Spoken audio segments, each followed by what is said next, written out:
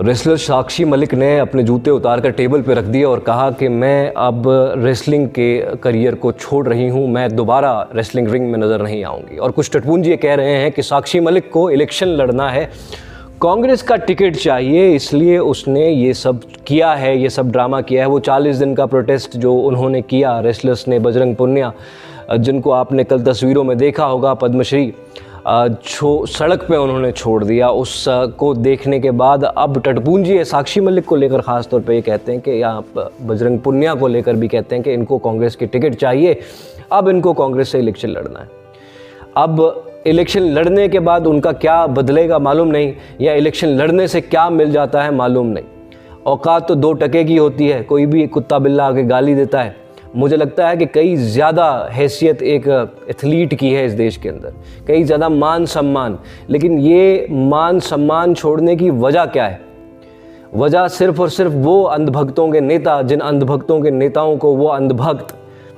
धरती माँ, माता पिता सब कुछ समझते हैं, अवतार भगवान हर दर्जा दे चुके हैं, इतने गिर चुके हैं कि भगवान और इंसान में फ़र्क करना भूल गए हैं। सिर्फ उनके उन नेताओं के दिफा के लिए ये साक्षी को, उनको डिफेंड करने के लिए साक्षी मलिक जैसे महान खिलाड़ियों को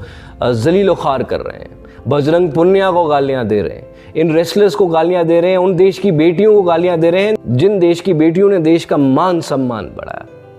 दिल खून के आंसू रोता है ये तस्वीरें देखकर। और जब वो, अगर आपने रोते हुए साक्षी मलिक की वो तस्वीरें नहीं देखी है तो देख लीजिए, मेरी स्क्रीन पे भी नज़र आ रही होंगी। कोई भी जो सेंसलेस आदमी होगा वो भी शायद इन तस्वीरों को कभी ये नहीं कहेगा कि यार ये कोई ड्रामा है। साक्षी मलिक कोई एक्टर नहीं है देश के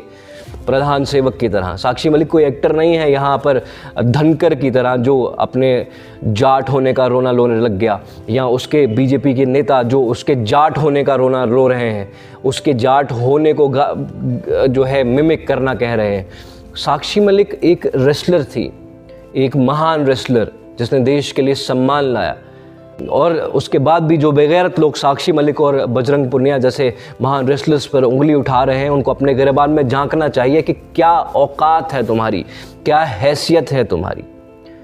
तुम सियासी जमात के टटपुंजे टट्टू के अलावा कुछ नहीं हो, इससे ज़्यादा तुम्हारी कोई औकात और हैसियत नहीं है। क्या बोल रहे हैं ये रेसलर्स, वो माइनर्स जिन्होंने बृजभूषण शरण सिंह के खिलाफ गवाहियां दी, पुलिस का स्टेटमेंट जो पुलिस ने चालान पेश किया उसके अंदर जो चीज़ें मेंशन की हैं वो कितनी ख़तरनाक और कितनी साफ तौर पे मेंशन की गई थी। क्या आपको इस चीज़ का अंदाज़ा है? नहीं। आप आंख मूंद कर एक पार्टी के सपोर्टर इस कदर बने बैठे हैं कि आप कह रहे हैं कि इस पार्टी के जो नेता हैं इनको बलात्कार करना भी जायज़ है, इनका मजाक करना भी जायज़ है, इनका कत्ल करना भी जायज़ है, ये जो चाहें वो कर सकें, इनको कोई रोक नहीं सकता, और इनको इम्यूनिटी है, ये लोग इम्यून है, इन पर कोई जो है कानूनी कार्रवाई नहीं होगी। और जो इनके ख़िलाफ़ आवाज़ उठाएगा उसके ऊपर इस तरह से ये उसके उनके ऊपर ये इस तरह से ट्रोल आर्मी लगाकर ये उन्हीं को विलिफाई करेंगे, उन्हीं को डीमीन करेंगे जिनके साथ ज़्यादती हुई है, जिनके साथ जुल्म हुआ है। अनफॉर्चुनेट है इस तरह की तस्वीरें देखने के बाद, इस तरह के मंज़र देखने के बाद वो नारे जो बेटी बचाओ बेटी पढ़ाओ के हैं वो जुमले दिखाई पड़ते हैं, वो हैं भी जुमले बेसिकली।